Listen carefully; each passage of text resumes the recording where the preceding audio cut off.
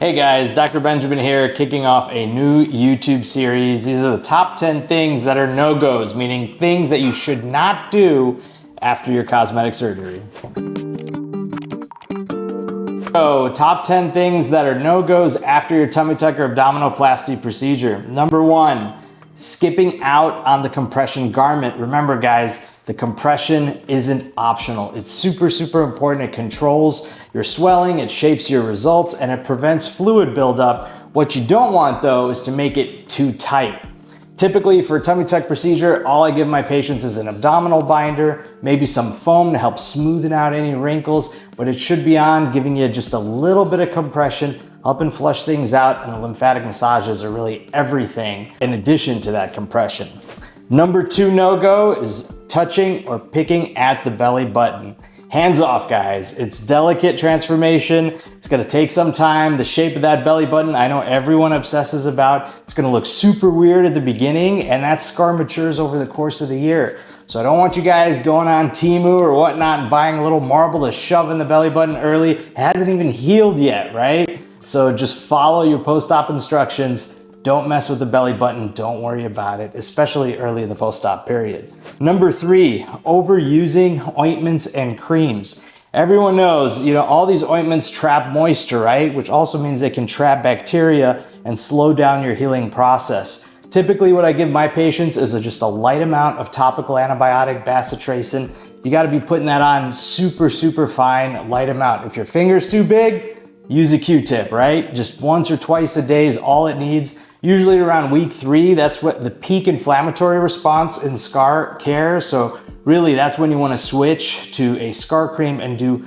a very aggressive massage. And that scar cream is going to be your best friend over the course of the year as the scars mature. Number 4 no-go is agreeing to drains when you don't need them. So a lot of my patients know what I offer is a no drain abdominoplasty or tummy tuck procedure. Sounds like a gimmick, but it really helps accelerate healing for my patients. And all it is closing that space that we create when we're fixing those muscles. When we're doing the tummy tuck procedure, you're just tacking that tissue right back down using specialized suture techniques. So if you don't need a drain, why have one, right? Number 5 no-go is staying in bed for too long. You should not be staying in bed. All my patients ambulate or walk around literally the same day of surgery. Now you may not be able to stand up completely straight. It usually takes about 7 to 10 days, but you can definitely walk around with assistance those first couple days. And the whole reason for that is get your blood circulation pumping, right? Decrease the chances of blood clots. So you shouldn't be in bed all day. You should definitely be walking around with some assistance.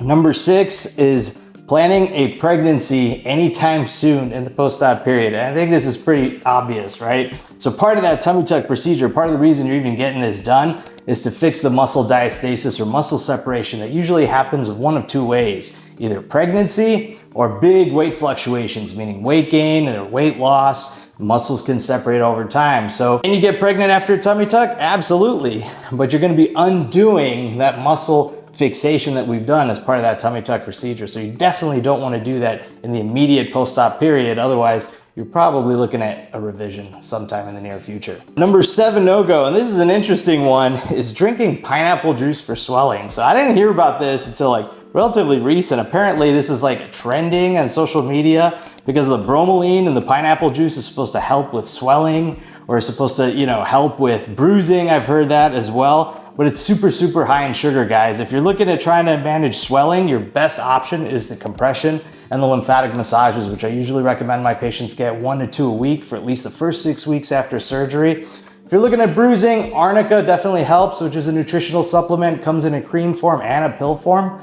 But going with something as sugary as pineapple juice every single day, I think is a bit much. And just sort of couple on that, number 8 no-go is ignoring your blood glucose management, especially if you're pre-diabetic, type 1 diabetic. Remember, after surgery, all your hormones are gonna be all out of whack, and that includes your glucose. So if it's something that you're typically monitoring, you definitely wanna make sure that it's under control, because if it's not, increases the rate of your wound infection, increases the rate of really bad pore scarring and bad wound healing. So blood glucose management is super important in the post-op period for any tummy tuck procedure. Number 9 is avoiding contact with your healing tummy or your healing skin. So what patients forget after a tummy tuck procedure is when we're lifting up that flap, when we're lifting up the skin so that we can remove all the extra skin that you have, we're cutting through all these little tiny nerves. So don't be surprised if the skin is super numb. You're not gonna be feeling it for weeks, months after surgery. And when you do start getting some of that sensation back, it comes back in little fibers. Sometimes it feels like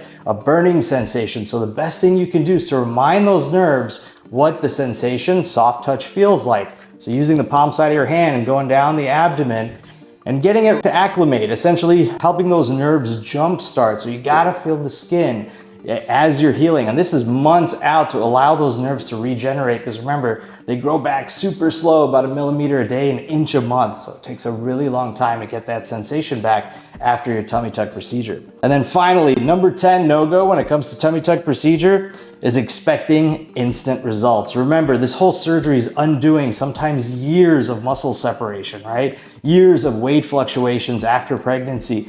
You're not gonna get those results instantly. You'll see the skin's gone right after surgery, but the swelling will definitely be there. So be patient. It takes weeks to months, especially after the acute phase of healing, which is 6 weeks. You gotta get yourself back in the gym, protect the investment you made in yourself, start working on the abdominal core, which is now in a straight line, to really help accelerate, decrease that swelling so that you can enjoy your results.